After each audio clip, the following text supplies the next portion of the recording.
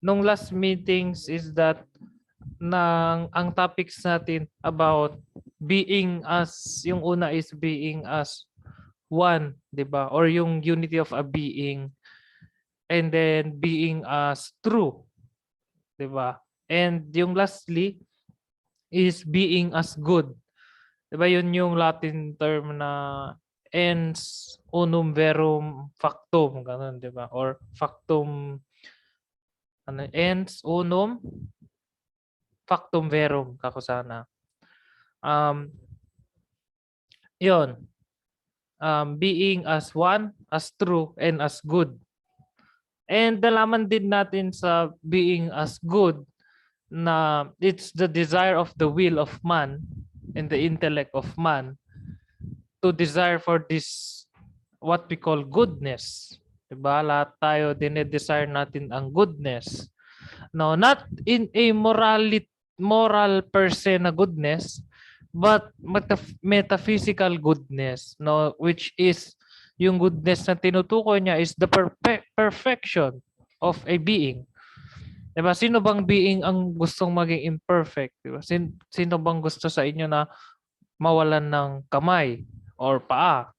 Diba? So you always desire for this perfection of goodness, or what we call um, to achieve, di ba? Achieve perfection. Desire to achieve this what we call perfection.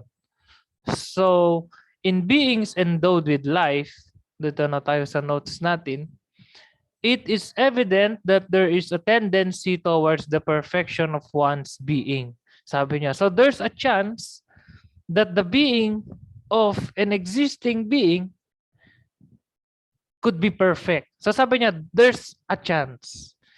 Hindi niya sinabi na perfect na ang being na kapag nag-exist ka na, then you are already perfect. No, you have to achieve it, or you have to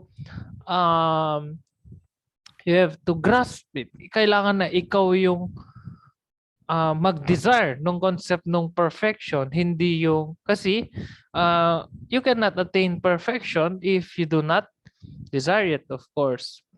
Ang examples niya dito is a plant will always nourish itself. This what we call, anong tawag sa process ng eating ng plants? Paano kumakain ang plants? Process ng wala kayong biology? Ano yun? Process ng, hindi nyo na alam? Sa biology. Process of photography. No, process of photosynthesis. So, yun yung achieving ng purpose daw. Perfection ng being ng plant. Sa animal naman, of course, they hunt. For example, carnivorous animals, di ba? They try to hunt. They try to hunt. So, yun. Kuha tayo ng share screen natin.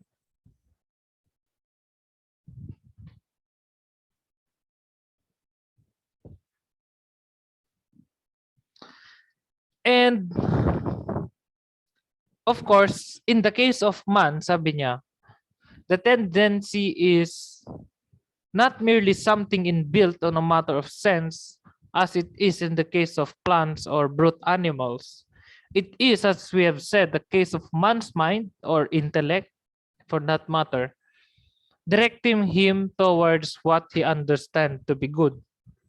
In short, the mind or the intellect of man or the will of man will always be directed, no? The intellect will always be directed to this what we call good. Yan ang kanyang gustong i-achieve, of course. That's always be the end goal of man, no? To achieve for this goodness. So every being, as insofar as it is a being, possesses a perfection. So lahat daw ng being may perfection. No, meron siyang perfection.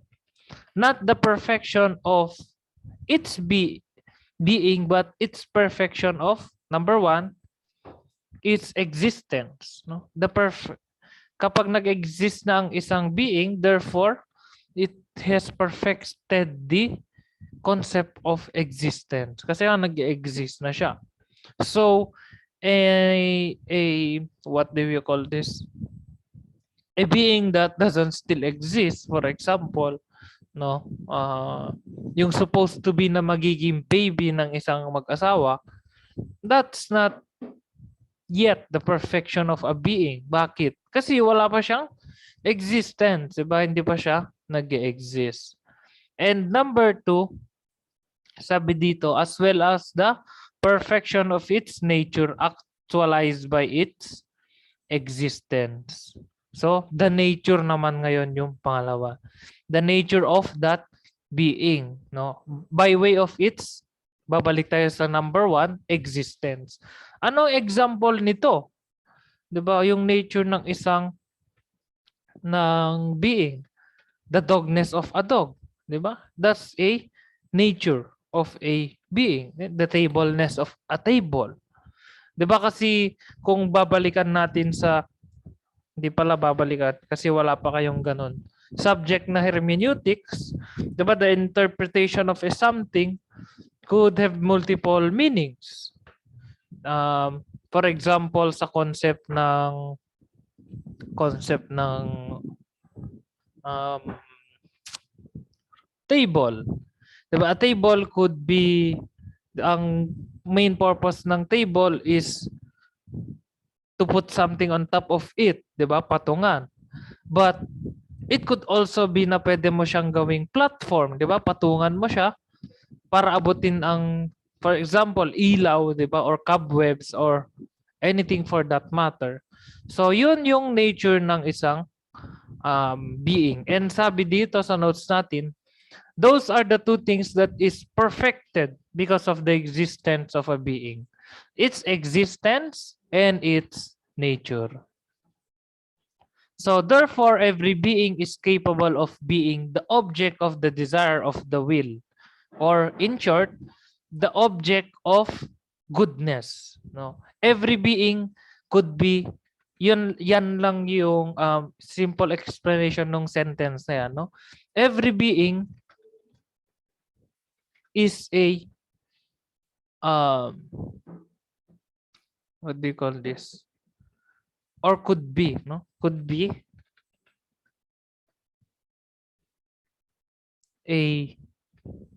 an object of goodness.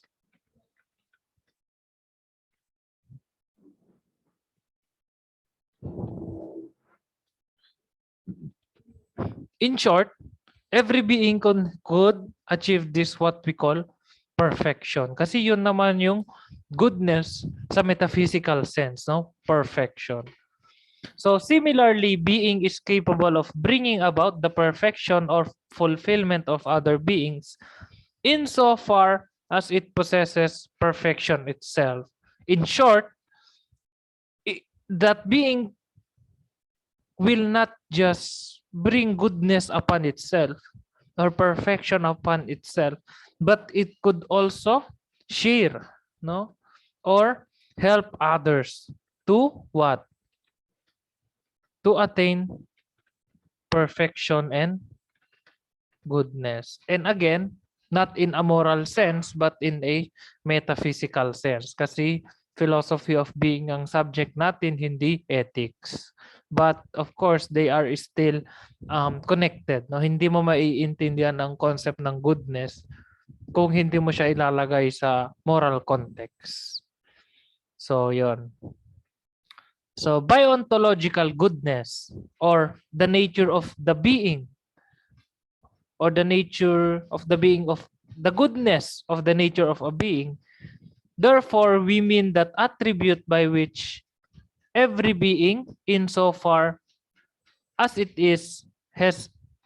has the perfection both of existence and of its nature, can be desired by the will as something good and is capable of perfecting the desiring being. In short, that's the goal of a being in terms of 'di ba, our topic is being as good. No, therefore, ang palagi niyang end goal is of course goodness, no? Goodness. So being as good, he is always capable of reaching, 'di ba? Reaching for this good. So yan. Or perfecting, no? Yung goodness or perfecting yung kanyang being. So being or things for that matter are not desired by God because they are good. In short, hindi dinidesire ni God ang beings. Bakit? Kasi sabi dito, if that's the case, then the term God would not make sense because a God who desires mean it lacks something. And a God who lacks is not God at all. In short, a God or God doesn't desire perfection. So, ibig bang sabihin, sir, kung dahil he does not desire perfection, he also no, does not desire goodness? Well, the thing about the concept of God is that it does not desire goodness and perfection because he is perfection and goodness himself. No, hindi niya kailangang um, i-reach ang concept ng goodness kasi siya mismo ang goodness. 'Di ba?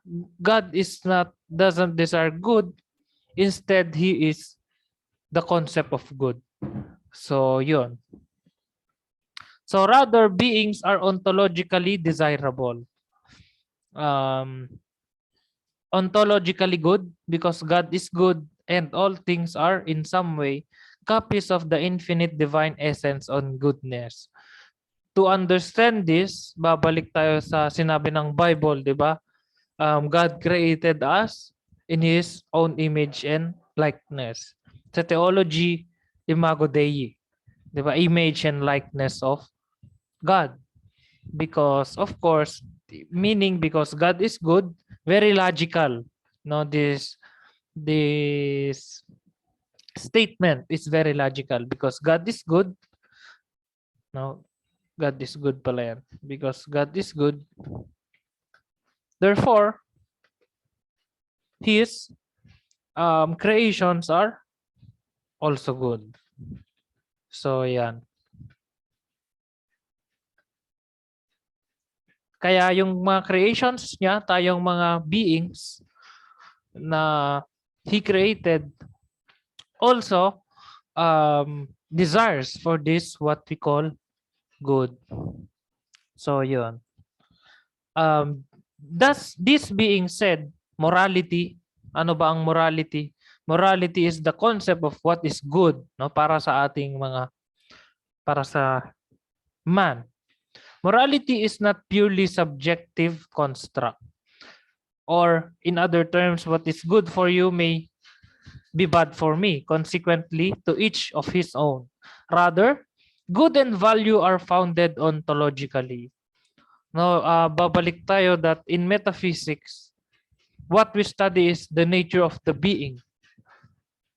No, the nature of the goodness of the being. Meaning, it should be something that is,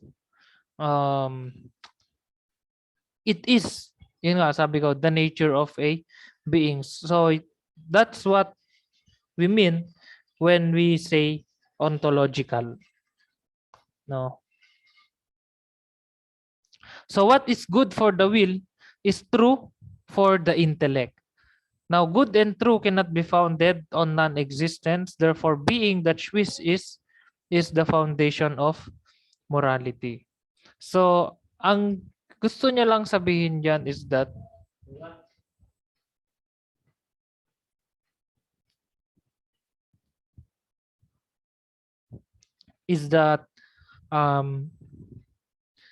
of course, the will, diba? Balikan natin. Will desires for good. Now, therefore, the intellect, no, yung laman ng intellect is truth. Diba? Sabi natin, if truth is for the intellect, then will is for the good. Diba? One, true, and good. So, sabi niya dito, good and truth, goodness and truth cannot be founded on non-existence, meaning something that does not exist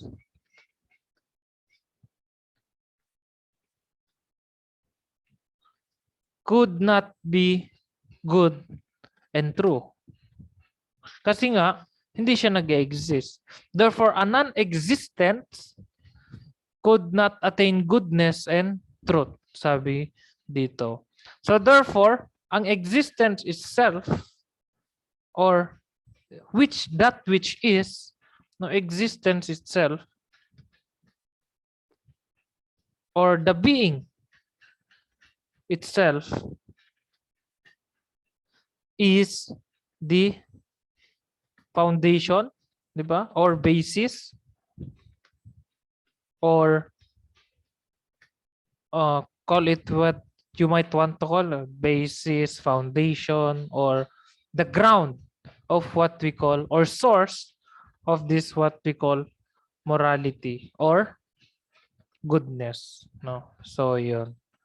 So magbe-base lang din ang concept ng morality sa concept ng existence. So yun. Any question there sa topic natin na yun?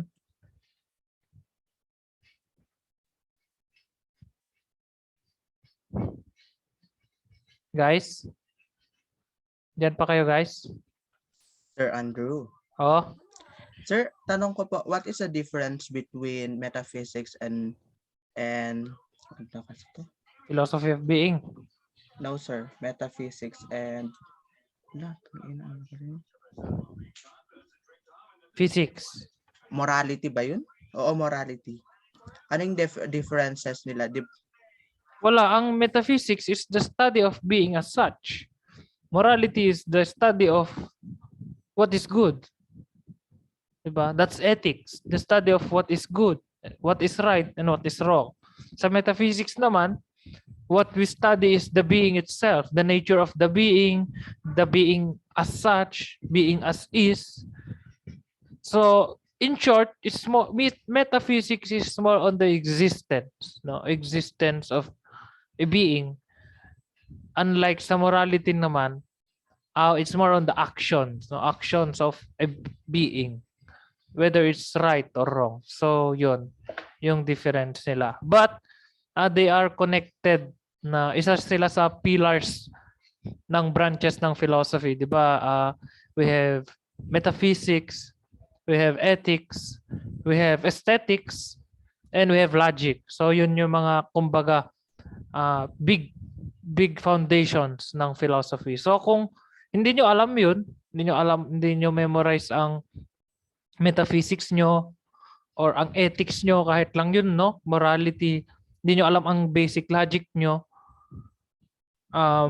hindi nyo kabisado ang basics sa kahit basics lang aesthetics, then you could not construct a sound and valid arguments. Kaya itong mga to, they are the foundations ng philosophy. Sila yung other branches like philosophy of history or education, they base from these major na branches ng philosophy. But then again, every part is important. Hindi lang isang part. Kaya nga parts, they constitute the whole.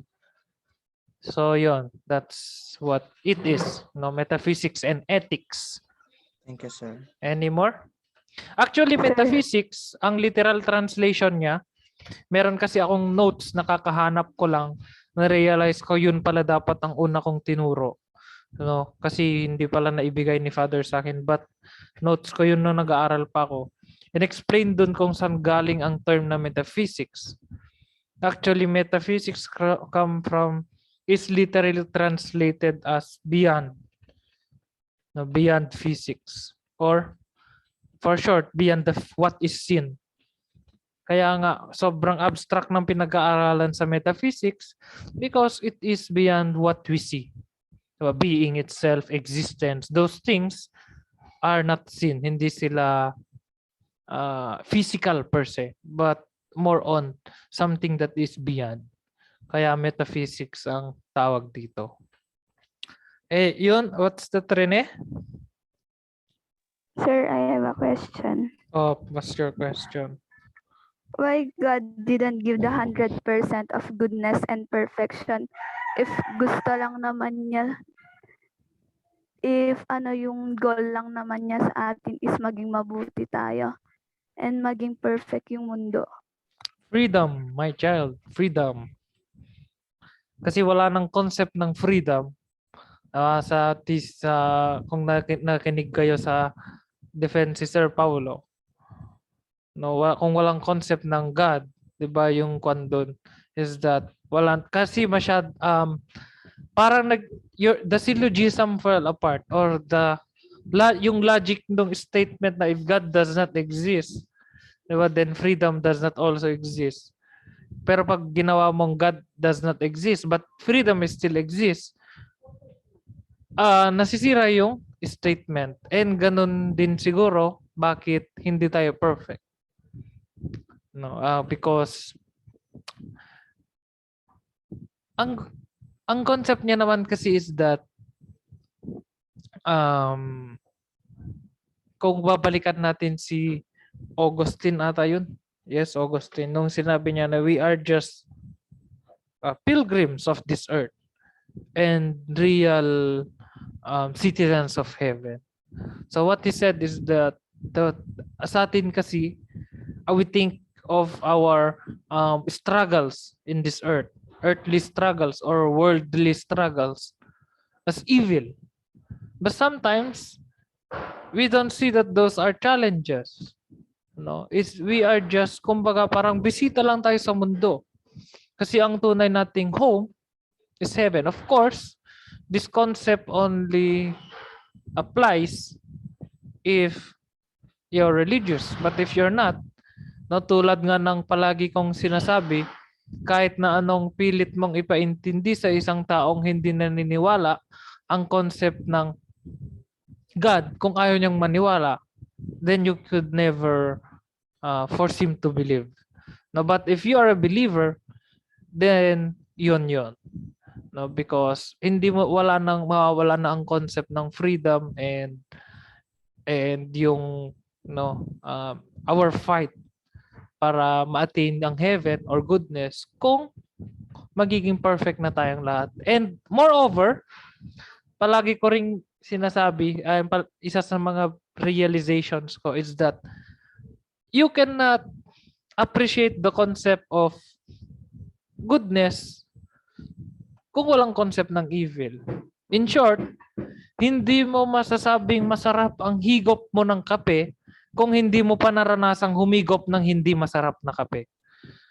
You have to understand its contradiction para ma-appreciate mo yung good side. For example, you have to be held to you have to go through what we call sickness. No, kailangan mo magkasakit para ma-appreciate mo ang pagiging healthy. So para sa akin, that's my realization that it's all part. No, it's all part. It's something para sa akin it's something that is necessary. So this, even though there are not something na generally good, which is tama naman yung idea mo rin No, sino bang tao ang gusto ng ayaw ng perfection, 'di ba? Pero sabi nga ni Mahatma Gandhi, no, we should always desire for goodness, sabi niya. But man, because of its imperfection, will never reach for this full goodness, sabi niya. But there's no harm in trying. No, it's our goal, sabi niya. Kahit na alam nating we may not be able to reach it fully, it doesn't stop us. Sabi niya, that's our goal as humanity. Diba? To reach for that goodness kahit na alam natin na hindi 100% yung ma-reach natin. Kaya nga, yung sabi ng sikat na quote that practice uh, doesn't make perfect, but instead practice, helps you improve, 'di ba? So yun. Though of course, if you're not religious, you will never be satisfied with that answer. Any more, Rene?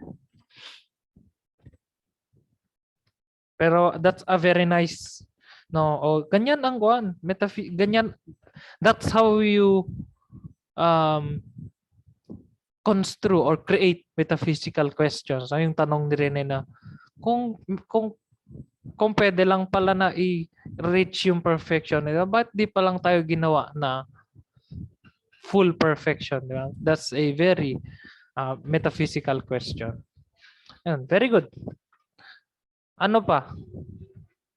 Satisfied ka ba dun sa sagot, Rene? Or not? Nagda-doubt ako kay Lord. Lako, sa Catholic school kayo. Ganun talaga. No, ganun Agnostic ka talaga. nga eh. Recorded to rin eh. So, yon. Any questions? Any questions? Ako rin, no? Kung papansinin niyo yung thesis ko, it doesn't even tackle on something that is metaphysical. Kasi ako rin, I'm not convinced with statements or logical theories, no, na it doesn't make use of physical proofs. Ako kasi, I personally doubt metaphysical proofs like concepts of justice, mga ganun, di ba? Minsan kahit love, di ba, concept of love, hindi mo siya mahawakan. And sometimes, mahirap silang i-measure. That's why we doubt. Kasi gusto natin ng measurement, pero no, we were not able to measure these things. So, yon. Any questions pa dun? So, tapos na tayo sa being as one, true, and good. No? And before tayo mag-move sa next topic, any questions? Sir, Oh, sir, pag sinabi mo bang ontology for those who believe in God lang? Kasi may nabasa ako dati na ontological argument cannot work if human beings cannot fully accept God. oo. 'Di ba yung sabi ko nga? Kasi ang ontology is a branch of metaphysics that studies what we call the nature of being. Pero babalikan natin ang metaphysics, something that is beyond physical, meaning hindi siya graspable, hindi siya measured, hindi mo alam ang length, ang width, ang height, ang weight. In short, no, concrete example ng metaphysical, no, na being, no, God. Hindi mo siya pwedeng i-measure, hindi mo siya pwedeng ikilo, hindi mo siya pwedeng i-tape measure, hindi mo siya pwedeng, wala siyang physical proof. And as long as you don't believe in God, these metaphysical and ontological arguments will not work. Kasi nga, they are something that is beyond the physical. That's the problem with science. No? That's, I personally think, limitations of science. Science could not explain these concepts. No? Science cannot explain mysteries. So I think yun naman yung limitations sila.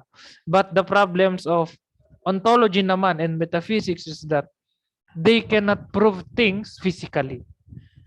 They just, of course, parang kunwari sa concept ng God, you feel Him. Diba may concept ng you feel God, but you don't see God. Diba? So, yun. As long as these people don't believe, may mga non-believers, they will always not follow this, what we call, proof ng existence ni God. No? And never at never silang maniniwala sa ontological arguments kasi nga it's something na beyond their personal understanding. So yun. Nasagot ko ba yung question mo, Giselle? Yes, kuya. Any questions? More questions?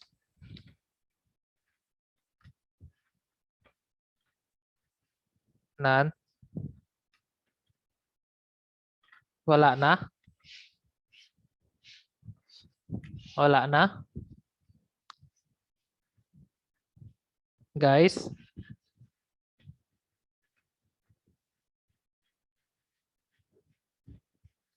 Guys? Wala na? Diyan pa kayo? Uy!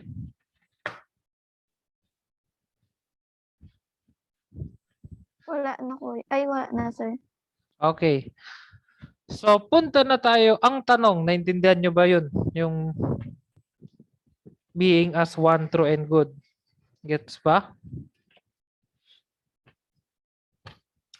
So, pupunta na tayo sa concept ng problem of evil naman ngayon. Problem of evil. So, ito, magandang topic to rin eh. No, para sa'yo. No, isa sa mga problema or arguments naman ng mga non-believers in terms sa existence ni God is that if this world has too much evil in it, then maybe the concept or the existence of God is impossible. So yun yung kanilang argument na masyado ng madaming evil sa mundo to call, no, to have this concept of God to be possible. No, but we should, kaya nga natin i-study to, no? Itong topic na to, problem of evil, para maintindihan natin yung both sides, no? Sides ng connection ng God to that concept of evil and know how is evil really defined, no? Yun. So, evil is defined in two ways. Or evil is a problem in two ways. One, it is a metaphysical problem. We want to know what it is and why there is evil. In short, evil as a metaphysical problem, ang mga question dyan is, ang main question dyan is, why does evil exist? So yun ang metaphysical question ng evil as a metaphysical problem. So, it is number two, it is a religious problem. No? Or it is not easy to see how there can be evil in a world that has been created by a supposedly good God.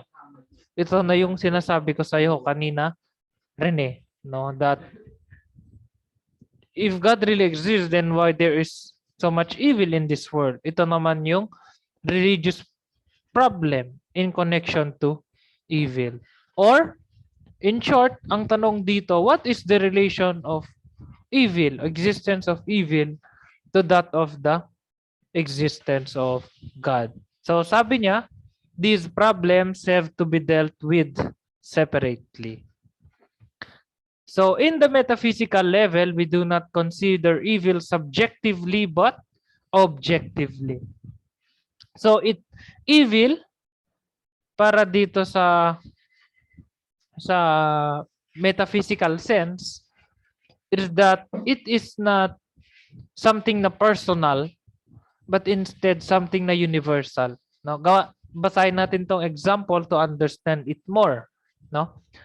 There are certain things some consider as evil but which are not really so. They are rather simply inconveniences or annoyances. For example, to an indolent student, no, or para sa tamad na estudyante, the severity of a dedicated teacher is bad or evil. To the malefactor or a criminal, a prison sentence is bad or evil. Yun ang tinatawag natin na mga inconveniences. but they are not really evil per se. In the objective sense naman, which is yun yung kailangan nating intindihin, the discipline exacted by a teacher is a necessarily tool of education. It then is really good and not evil. And so is the punishment met by the criminal. Since the punishment of crime is integral to the administration of concept of justice. So, these annoyances, no, they are not really evil. Diba? Instead, they are just inconveniences, but they are not, they are subjectively evil. No, evil sila sa side nung nagsasuffer, but not evil in objective sense. So, yun. There is evil in the blindness of man. No? Siguro tatanungin so, Sir, paano nagkaroon ng evil ang pagkabulag ng tao? So malalaman natin mamaya, no? There is evil in the sickness of an animal. There is evil in malicious intent, and there is evil in the loss of heaven. Evil then is analogous. No, ano ulit ba yung analogous? Ano big sabihin ng being as analogous? Yung main na concept niya. Sige nga. Anyone? Oh, plus points. Being is analogous means? Anyone? Hindi nyo na alam?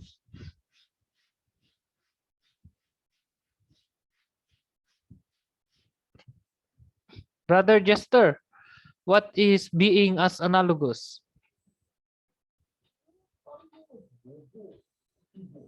Open mic ka, brother. Open cam. Wala? Absent ka na, Garud?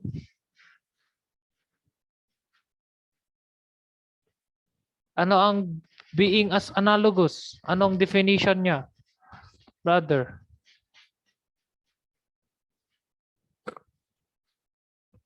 Naka-mute ka, brother.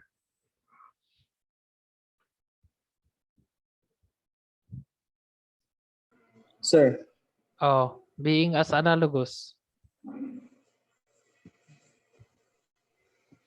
Hindi mo na alam?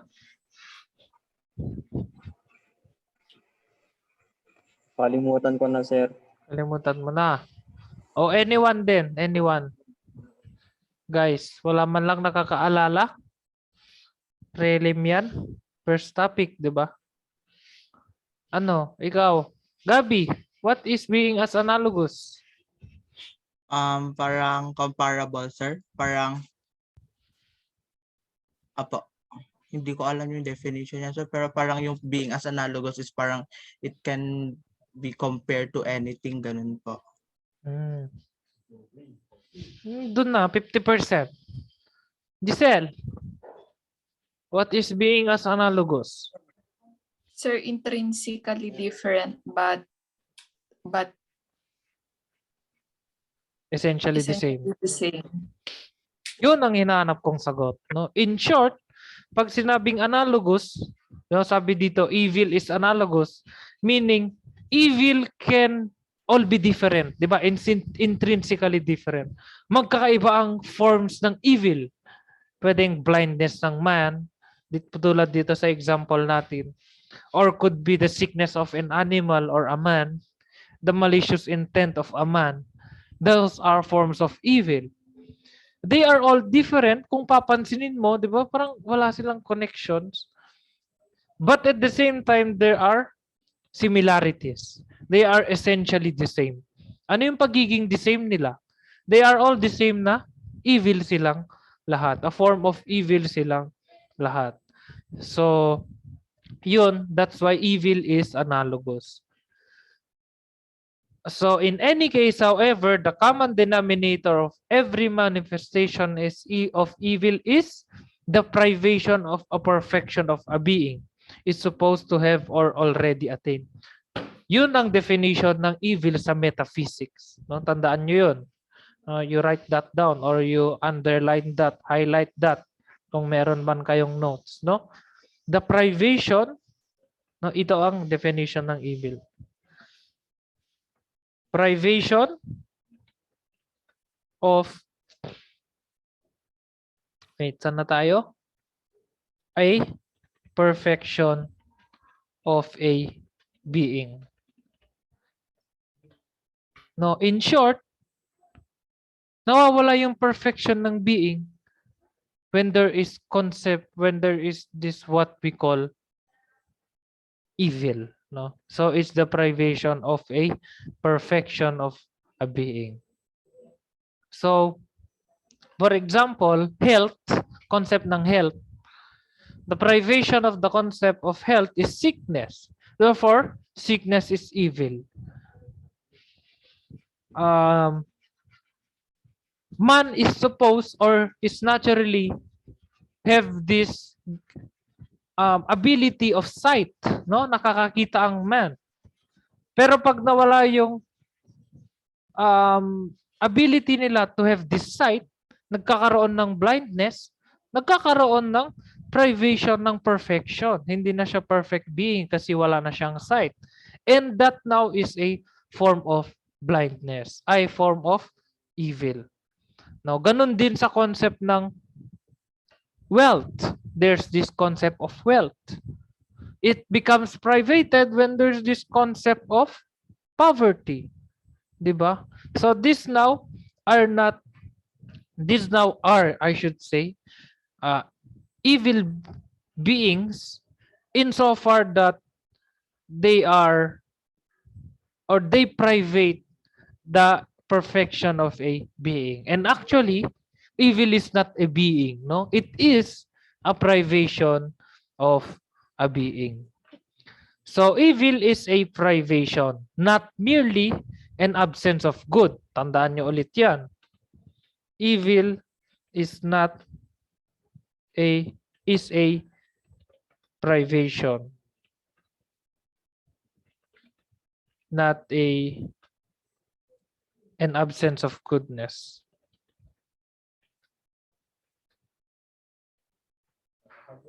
So yan. So there is absence of life in the molecule of a water, sabi niya. But it is not evil. No, because water is not supposed to have life. For example, there is an absence in the movement of a paper. No, hindi kayang gumalaw ng papel mag-isa. That's not form of evil because a paper is not supposed to move on itself. Diba? Like in the concept of water that does not have life is not an evil privation. Instead, kasi nga water is not supposed to have life, kaya it's not a form of evil. But blindness, however, is a form of evil. Bakit? Because man is supposed to have sight. Health or sickness, I should say, is evil because man is supposed to be healthy. So, yun ang evil. Kapag yun lang yung tandaan nyo, if there is something that lacks, there is what we call there are two forms of evil. One is evil of lack. Yun yung examples. Sickness or health. Those are or blindness, evil of lack. And the other thing is this concept of evil of loss. Evil of lack, ang tandaan nyo lang dyan is that you lose something that is natural. For example, sight, natural na sa'yo yun. Dapat, pero wala eh. So that's a form of evil of lack. Sa evil of loss naman, it's something that you gain. But on the long run, you lost it. For example, dati marunong ka mag-drawing, example yan. And then, you forgot how to draw. Kasi hindi ka nag-practice. That is an evil of loss. Kasi it's naturally lahat ng tao hindi marunong mag-drawing. They just learn it. Therefore, instead of being natural, it is something that is learned, no? So, or something that is acquired or practiced. So, evil of luck and evil of loss. Gets ba yung dalawang concept na yun?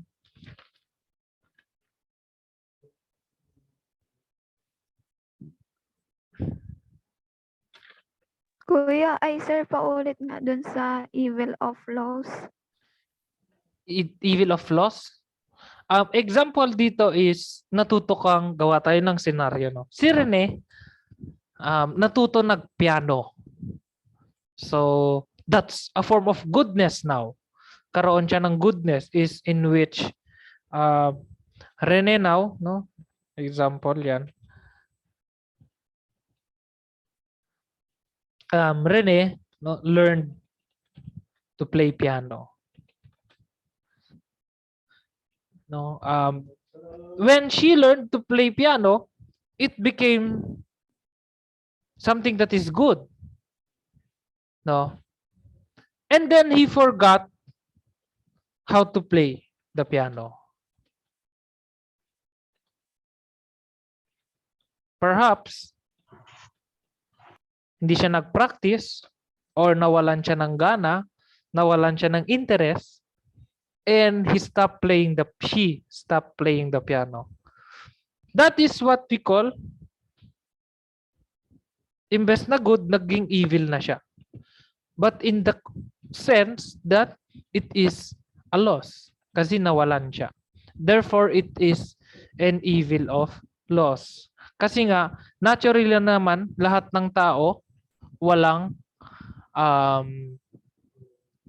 capability to play the piano.